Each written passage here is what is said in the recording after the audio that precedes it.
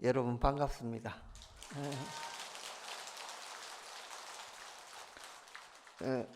해마다 한 번씩 이렇게 화엄살림 때 보니까 반갑죠.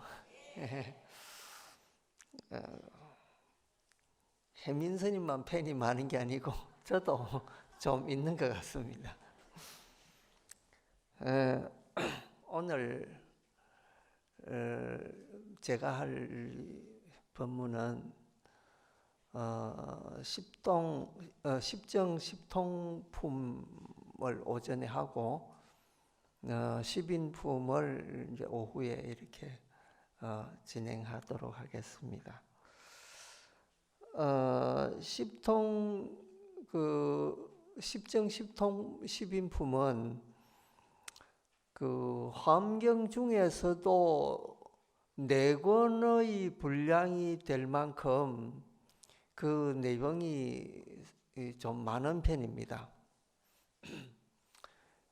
따라서 내용 자체가 굉장히 심오하고 부처님의 지혜를 밝히는 그런 내용으로 돼 있어서 우리 범부중생이 이해하기라는 게 상당히 힘이 듭니다. 그래서 글자를 따라가면서 그 내용을 파악하는 것이 이게 이제 우리한테는 어려운 일이기 때문에 그 핵심을 파악하는 것이 더 중요하다 이런 생각이 듭니다. 늘 그렇지만은 저는 우리 불자님들이 어떻게 하면 경의 요지를 부담 없이 이렇게 이해할 수 있는가 이런 걸 늘 고민해 왔습니다. 그래서 금년에도 아주 입안에 먹여주는 식으로 아주 수월하게 이 내용을 핵심을 말씀을 좀 드리고자 이렇게 생각을 합니다. 이제 이 십정품이라는 것은 기본적으로 부처님이 설하신 10가지 이 정에 대한 이야기를 보현보살이 이제 그에 대한 그 풀이와 찬탄을 하는 이제 그런 내용이죠.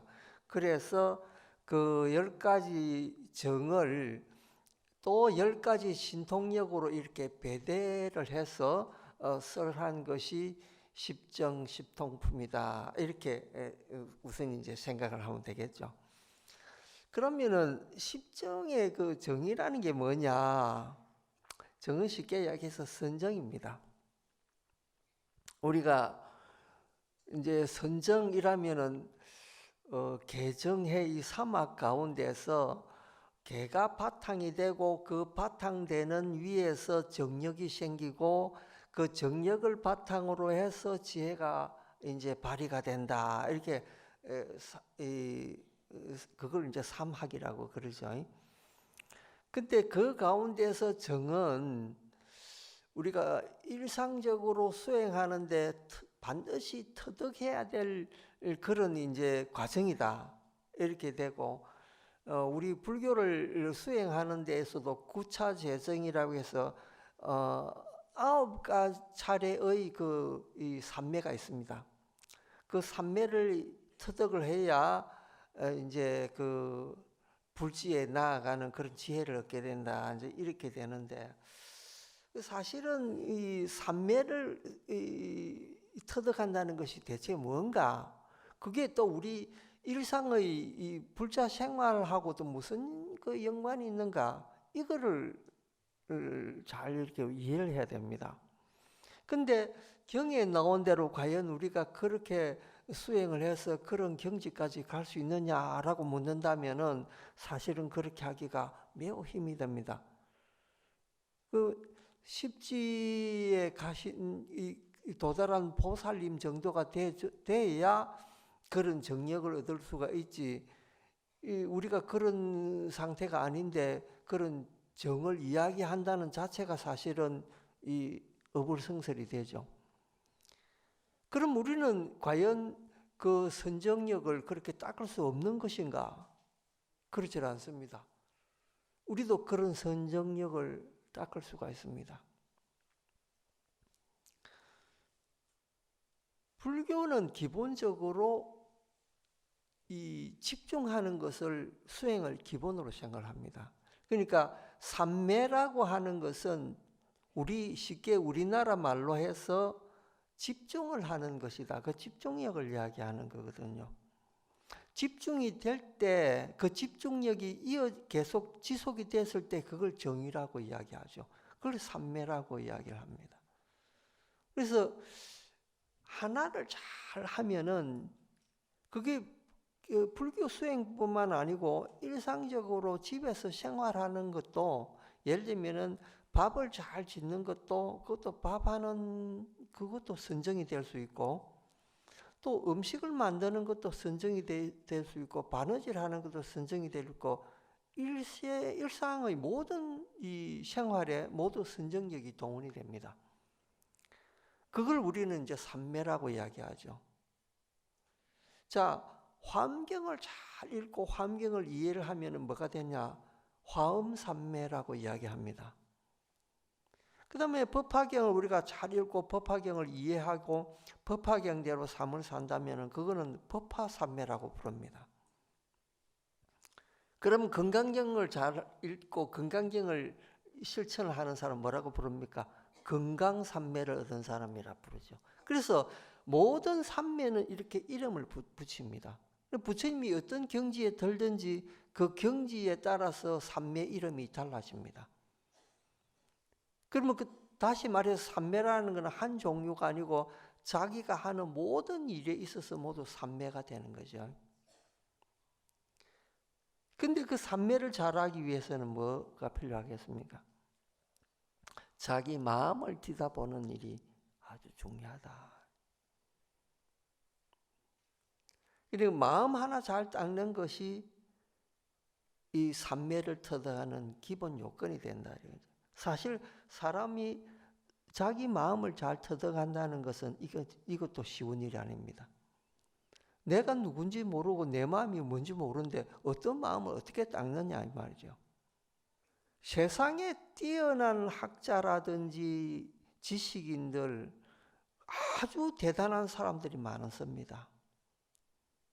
그런 사람을 불교에서는 뭐라고 부르느냐면은 세지변총이라고 부릅니다.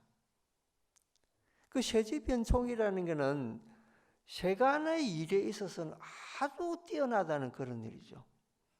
근데 그런 사람이라도 불교를 이해하는 것은 또 다른 일이라 이 말이죠. 불교는 특별한 인연이 없이는 이해하기가 힘듭니다. 제 아무리 세속적으로 똑똑한 사람이라도 불법을 이해하는 머리는 다른 데 있습니다. 그러니까 세상의 지식을 가지고 불교를 이해하기라는 게 힘이 된다는 이야기죠. 그래서 불교를 이해하는 데는 이 특별한 인연이 없으면 불교를 이해하기가 힘이 듭니다.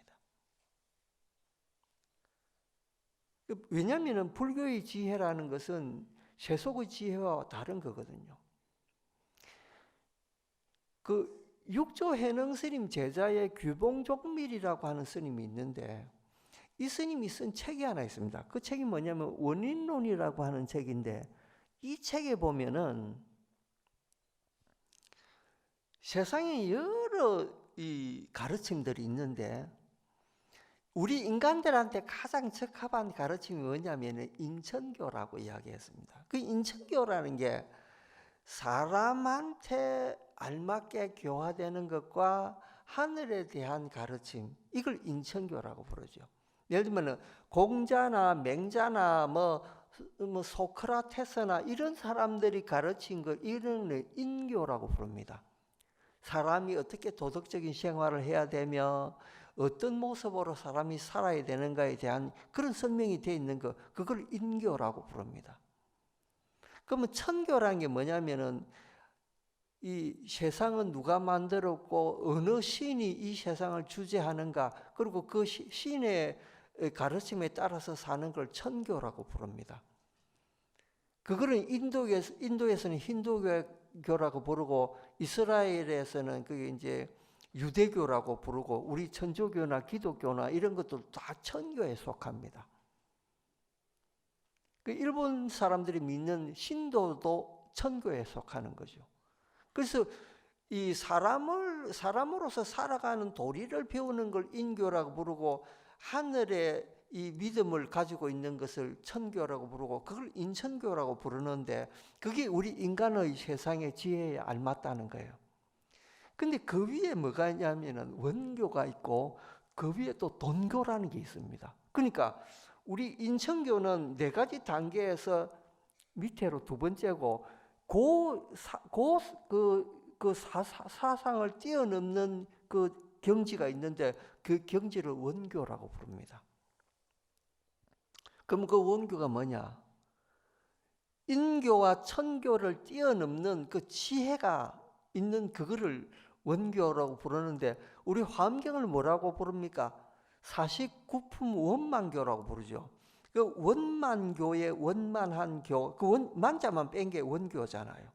그러니까 화엄경이니 법화경이니 금강경이니 이런 제반의 경전들을 쫙 이해하는 그걸 원교라고 부르죠. 그거는 인교나 천교까지 배운 사람이 도저히 이해 못하는 그런 내용이 그 원교 속에 있다는 거예요.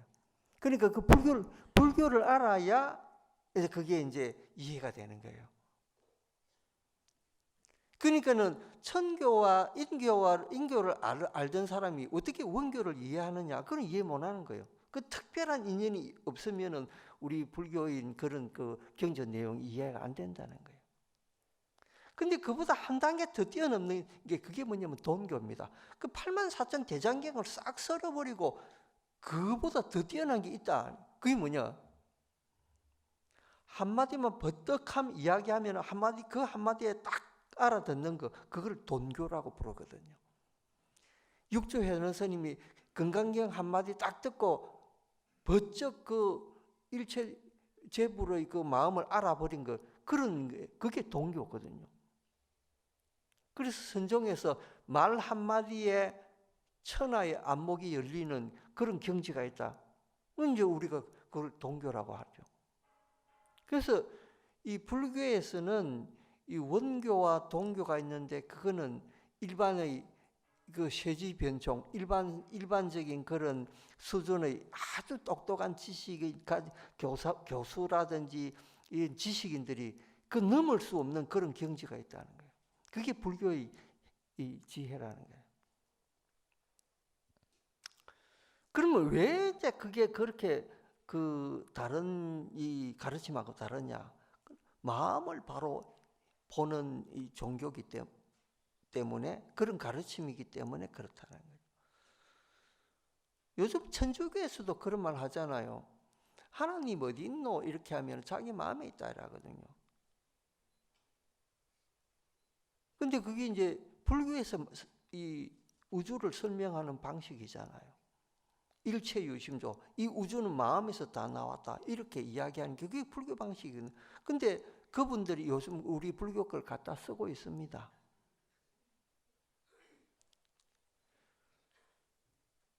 그러니까 우리가 일상사에 우리 마음을 살피는 것이 얼마나 이게 원교를 배우고 돈교까지 가는 그런 길인가 이건 이제 알 수가 있죠.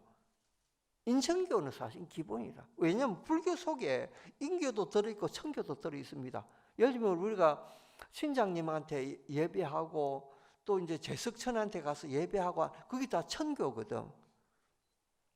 불교 안에 그게 다 있다는 거예요. 불교가 예를 들면 뭐 하나님을 배척하고 뭐 이런 게 아닙니다. 그게 불교 안에 다 들어 있습니다. 근데 그게 수가 좀 낮다는 거예요. 수준이 낮다는 거라. 자, 한번 보십시다. 우리가 한국에 불교가 들어오기 전에 우리나라에 무슨 종교가 있었습니까? 산신을 믿은 이 교가 먼저 있었습니다. 그거는 이제 우리 원래 한민족의 조상이 되는 단군이 나중에 죽어서 태백산 신이 됐다. 그러니까 태백산에 산신이 됐다는 이야기가 있습니다. 그래서 산신을 굉장히 민족 종교로서 받아들이고 불교가 들어오면서 그걸 불교 안으로 흡수해 버린 거예요. 그래서 지금도 가면 절에 가보면 산신각들이 있잖아요. 그런 거죠. 그런데 이제 인류라고 하는 존재들은 동서양을 막론하고 원시 시대부터 하늘에 대한 두려움을 가지고 있었습니다. 그래서 하늘에는 우리가 범접하지 못할 그런 신이 있다. 그리고 그 신으로부터 세상이 만들어지고 인간도 거기에서 만들어졌다.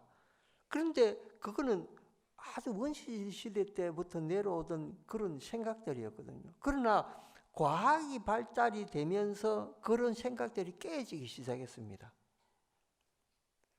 마침내 그 19세기 초에 대해서 찰스 다윈이라는 사람이 그 새의 진화 상태를 보면서 인간이라는 게 그냥 퍼뜩 만들어진 게 아니고 아주 서서히 오랜 세월 동안 진화해서 오늘날 지구 인간과 같은 그런 존재가 됐다. 그걸 밝혀냈잖아요.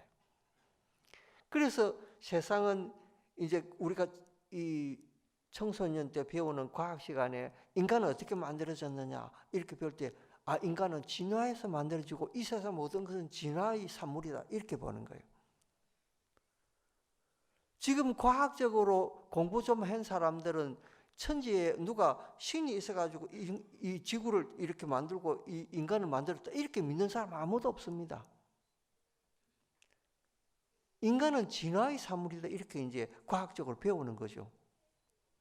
근데 아직까지도 우리 인류들은 옛날에 몇천 년 전에 믿어왔던 그 믿음을 그대로 가지고 있습니다. 예를 들면 신이 우리를 창조했다든지 이런 생각을 그대로 이어받고 있습니다. 그러면서 하는 말이냐면 과학적인 거는 머리에 지식인 거고 종교는 마음이다 이렇게 이야기합니다. 종교는 가슴으로 믿는 거다 이렇게 이야기하죠. 그러면 가슴으로 믿는 것은 진실한 것인가? 이런 물음에 대해서는 그건 대답할 수가 없는 거죠. 왜냐하면 가슴 속은 우리가 감정으로 믿는 거기 때문에 종교는 이성으로 믿는 게 아니고 감성으로 믿는 거다 이렇게 말하는 사람이 많아지고 있습니다. 왜냐하면 인간은 어떻게 태어났느냐 이렇게 대한 과학적인 물음에 과학적으로 대답할 수가 없으니까 그런 말 하는 거거든요.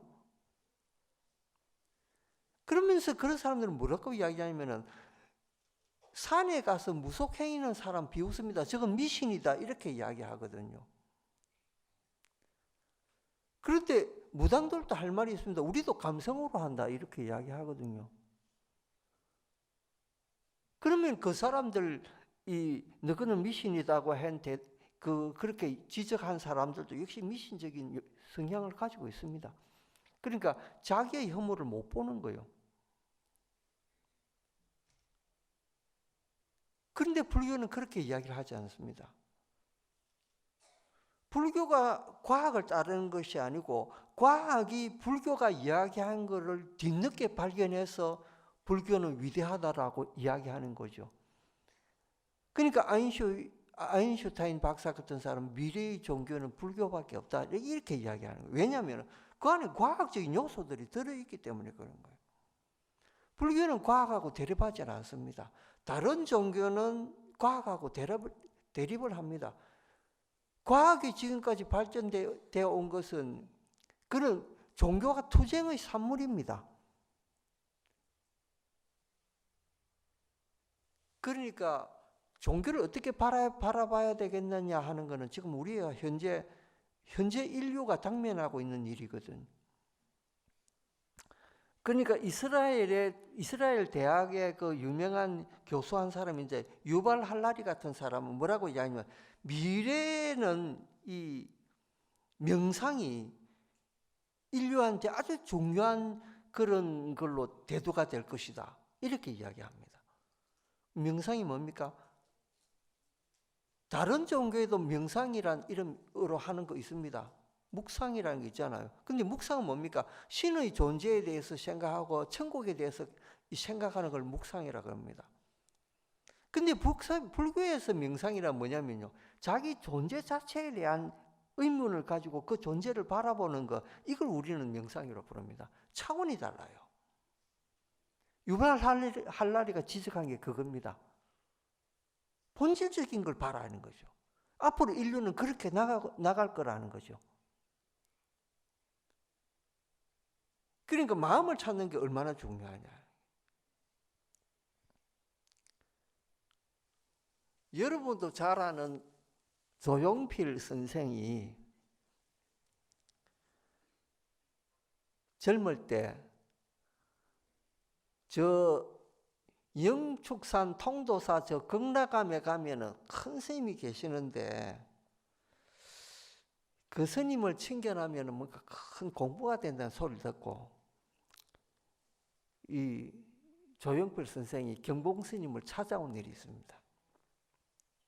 그러니까 경봉 스님이 그 사람이 가수인 줄 뭐 어떻게 알겠습니까? 그 인사를 하니까 그래 그대는 뭐 하는 사람이냐 이렇게 물은 거예요. 그러니까 하는 말이 스님 저는 가수입니다. 그래 가수면은 네가 그러면 깨꼬리구만. 노래하는 깨꼬리라는 거죠. 그래 니는 깨꼬리니까 네 마음속에 있는 깨꼬리가 한 마리 있겠구만. 그래 그 마음속에 있는 깨꼬리를 한번 네가 찾아봐라. 이런 거예요. 그래가 조용필 선생이 그 말 듣고 내려와 가지고 이게 꼭 자기 마음속에 노래하는 깨꼬리를 찾아보면 아무리 찾아도 모르겠거든. 그러니까 내 노래가 뭡니까? 이거 실화입니다.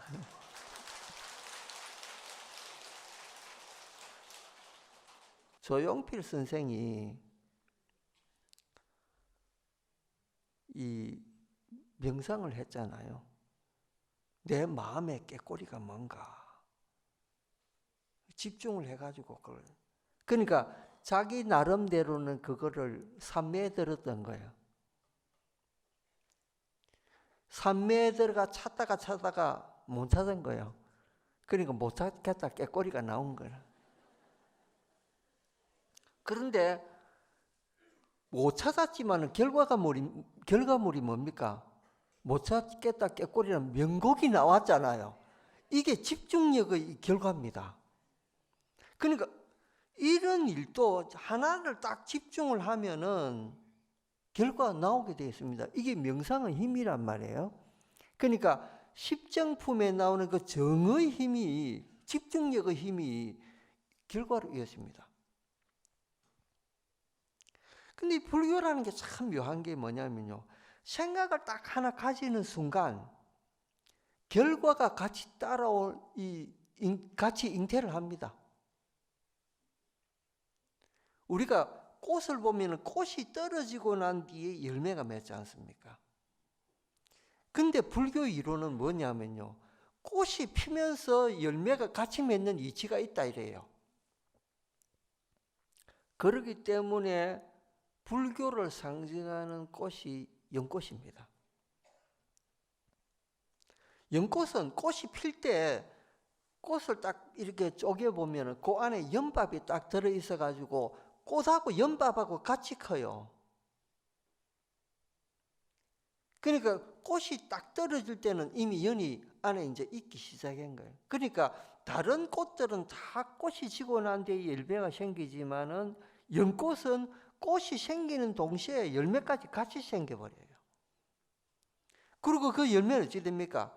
얼마 전에 몇 년 전에 오래된 터에서 연꽃 씨앗이 발견됐는데 한 6,000년 된 연꽃 씨앗이에요.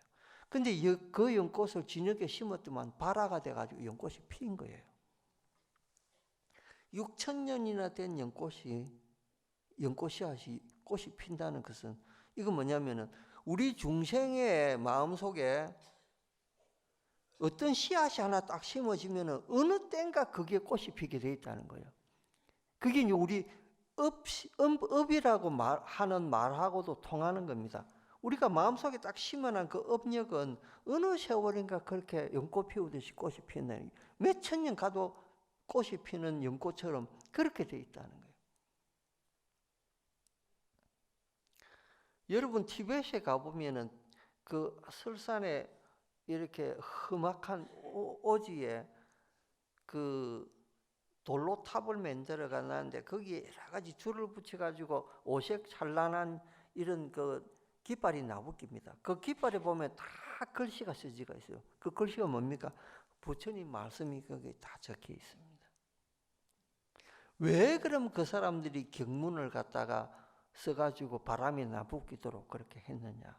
가면 오색찬란한 게 여러분 사진 봤을 겁니다. 그냥 펄럭펄럭 하거든요. 혹시 불교를 모르고 불교와 인연 없는 중생이라도 그 경문에 바람이 한번 싹 스치면은 그 바람이 일반 사람들 몸에 스치잖아요. 그러면은 경문을 스친 그 바람을 맞았다는 그 공덕 하나로 이 사람은 언젠가는 불교와 인연이 맺어가지고 나중에 성불할 것이다. 그런 염원으로 그걸 다 만들어낸 거예요. 그래서 그 바람이 나부끼면은 불교를 전혀 모르는 사람이라도 그 말 다, 그 바람 맞은 그 공덕으로 언젠가는 불교와 인연이 맺어질 거다는 거죠. 그러니 여러분들이 여기 오셔가지고 대방광불 화엄경 그 한마디만 딱 들어도 어느 순간에, 어느 세월에, 어느 생에 머리가 탁 트이는 거예요. 그 전에 어느 절에 경을 나르던 소가 있었는데 그 소가 죽어가지고 사람이 된 거예요. 사람이 돼가지고 이제 그 스님이 돼가지고 경을 배우는데 아무리 해도 머리에 그 경이 들어가지 않아요. 그러니까는 하나를 가르치면은 그 다음 걸 잃어버리고 그 다음 걸 가르치면 앞에 거 잊어버리고 이렇게 머리가 변하는 거예요. 그런데 이 스님한테 대방광불 화엄경 이렇게 이야기하니까 그 뒤에 세조묘원품부터 시작해서 쫙 그냥 글자 한 문자도 안 배운 사람이 그냥 쫄쫄쫄 외우는 거예요. 왜? 소가 돼가지고 그 경을 싣고 다니면서 그 뒤에 스님들이 그 경을 늘 읽고 다니니까 그게 귀에 박혀 있었던 거예요. 그게 사람이 돼가지고 그 화엄경 소리 딱 듣는 순간에 머리가 번쩍 깨가지고 다 통달해버려요. 우리 인연이 그렇습니다. 우리도 언젠가는 어느 생에 화엄경 소리 한번 탁 들으면은 머리가 탁 터져가지고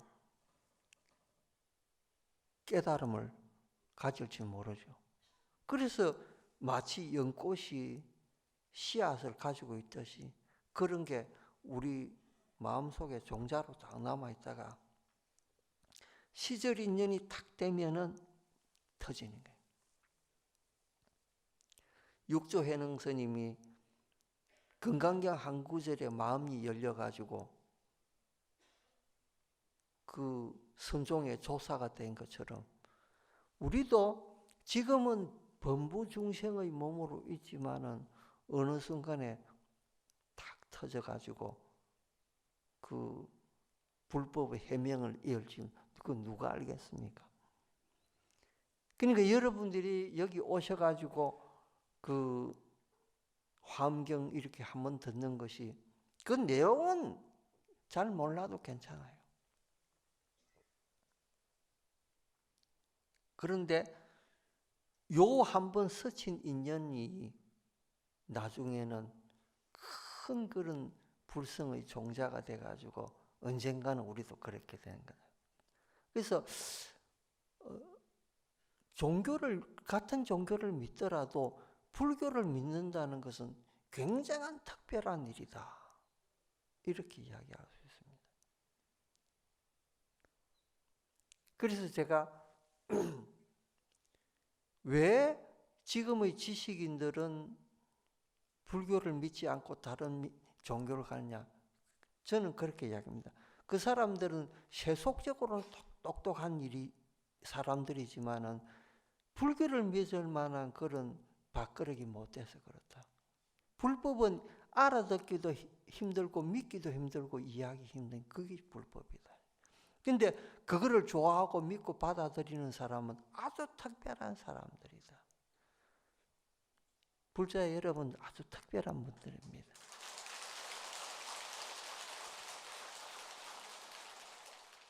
불교는 본질을 가르쳐 줍니다. 그러니까 감성에 호소를 하는 것이 아니고 진리의 그 진실 자체에 호소를 하는 것이 이게 불교를 우리가 받아들여야 되는 관점이죠. 그래서 불교에서 뭐라고 부르냐면 여실지견이라고 부릅니다. 이 세상에 있는 존재들을 있는 그대로 봐라. 근데 우리 인간들은 모든 걸 왜곡해서 봅니다. 인간이 어느 정도 어리석었냐면요. 지금부터 한 5, 600년 전에는 이 지구가 편편해가지고 우리가 수평선 끝까지 가면은 낭떠러지로 이렇게 떨어진다고 생각해서 멀리 배를 타고 못 나갔습니다. 지금 그거 믿는 사람 있습니까? 지구는 둥글기 때문에 떨어질 일이 없다고 생각하죠. 현대인들은 그렇게 이제 보는 거죠. 그런데 놀랍게도 여러분 지금 유튜브라든지 이런 데 찾아보면요. 아직까지 그걸 믿는 사람이 있습니다.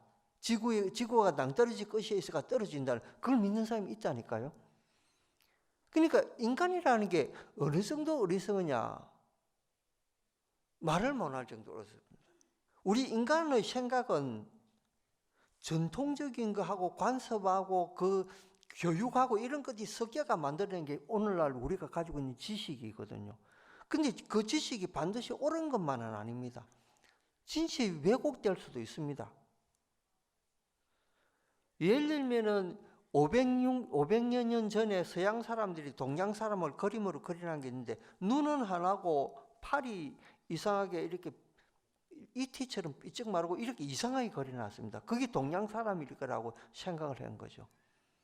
근데 실제 동양 사람 만나보니까 그렇지 않거든요. 인간들이 그렇게 내하고 관계없는 일들은 전혀 왜곡을 이렇게 해놓은 거 있죠.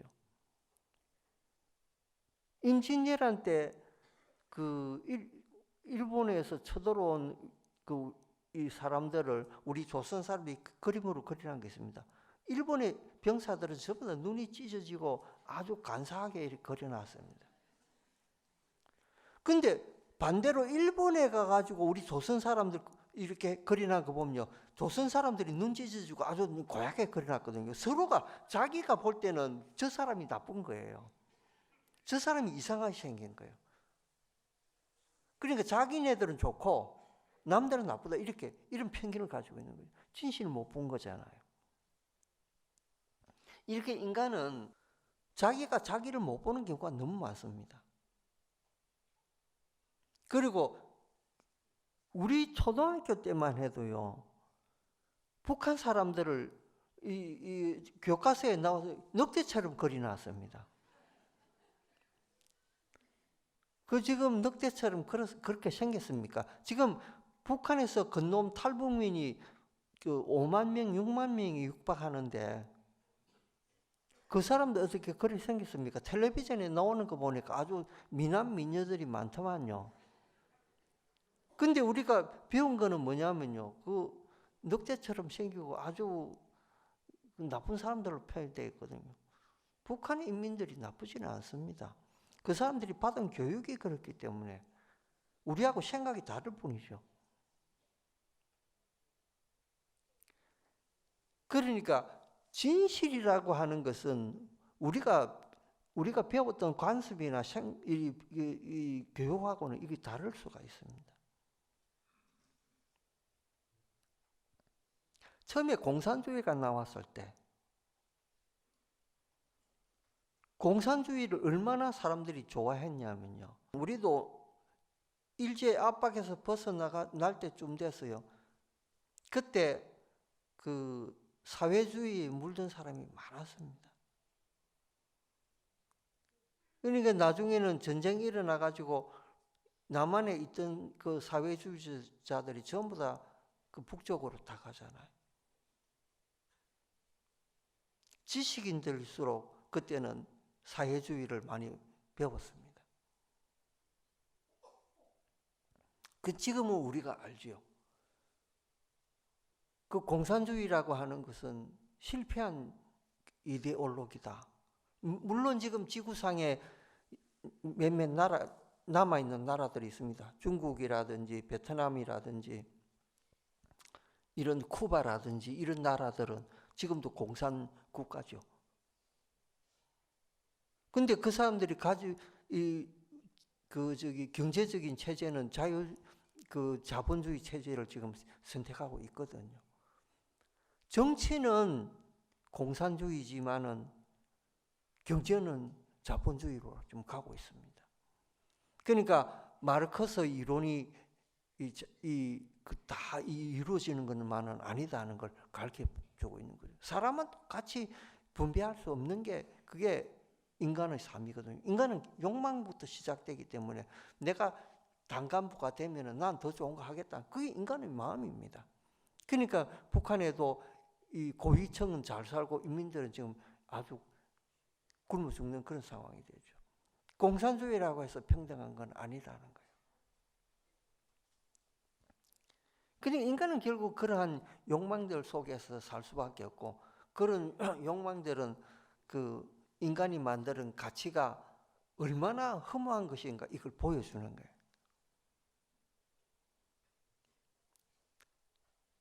우리가 불교를 왜 배우겠습니까?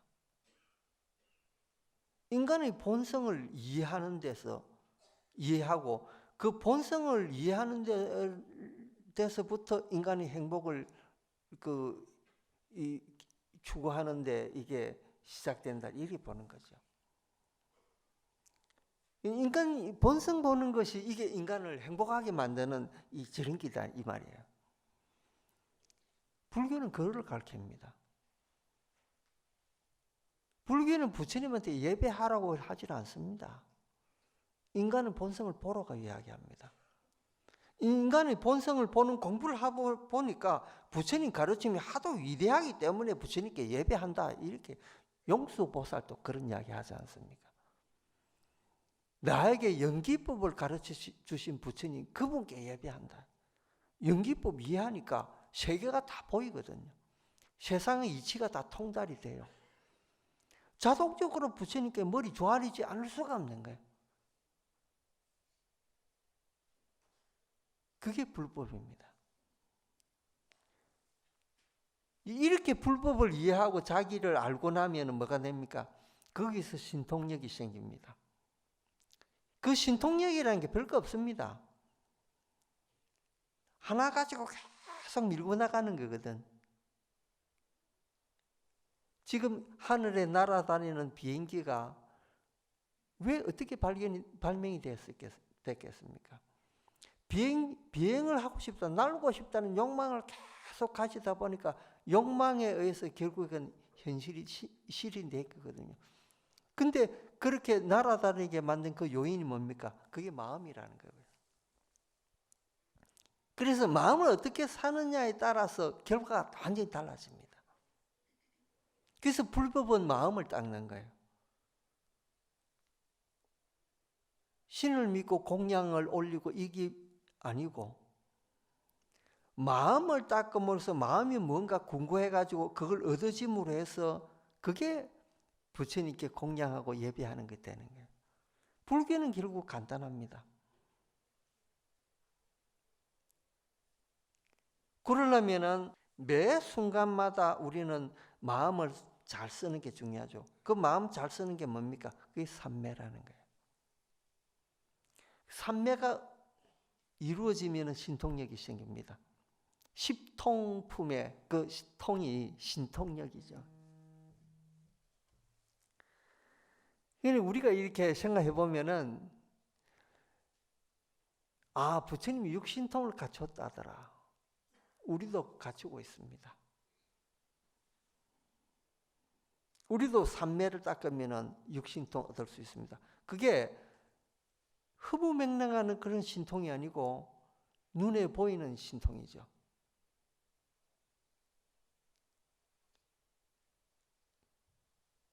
여러분 집에서도 지금도 신통력 부릴 수 있습니다. 요리할 때 마음을 정성을 다 쏟으면은 가족이 즐겁게 먹죠. 그게 여러분이 뿌린 신통입니다. 근데 음식에 마음이 안 담기면 식구들이 즐거이 먹질 않습니다. 신통이 없는 거죠. 그래서 결국은 마음 쓰는데 신통이 있는 거죠. 오늘 이제 오전에 십정과 십동품을 오늘 했는데, 이제 오후에 할 십인품은 그 인간의 지혜에 대해서 어떻게 그 지혜를 닦아놔서 부처님이 지혜까지 획득하느냐에 대한 내용이기 때문에 오늘 오후에 이제 앞에 이 두 품에 이어서 그렇게 십인품을 하도록 하겠습니다. 자, 점심 맛있게 드시기 바랍니다.